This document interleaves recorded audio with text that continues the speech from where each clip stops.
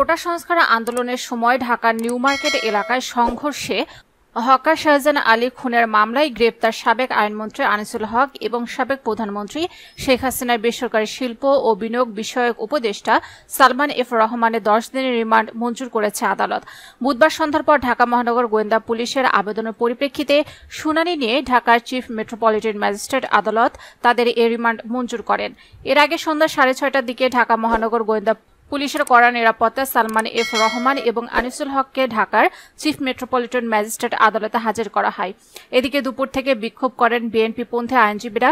এ সময় তাদের সাবেক আইনমন্ত্রী আনিসুল হকের বিরুদ্ধে স্লোগান দিতে শুরু করেন। শত শত আইনজীবীকে জুতা ও ডিম হাতে নিয়ে নিক্ষেপ করতে দেখা যায়। বৈষম্য বিরোধী ছাত্র আন্দোলনের কর্মসূচি চলাকালে গত 16 জুলাই ঢাকা কলেজের সামনে সংঘর্ষে 2 জন নিহত হন। তাদের একজন ঢাকা কলেজের শিক্ষার্থী সবুজ আলী এবং অন্যজন হকার মোহাম্মদ শাহজাহান। এই ঘটনায় নিউ মার্কেট থানায় 2টি হত্যা মামলা হয়েছে। এর মধ্যে শাহজাহান হত্যার ঘটনায় ইন্ধনদাতা হিসেবে আনিসুল হক ও সালমান এফ রহমানকে গ্রেফতার করা হয়। মঙ্গলবার তাদের গ্রেফতারের তথ্য জানায় ঢাকা মহানগর পুলিশ।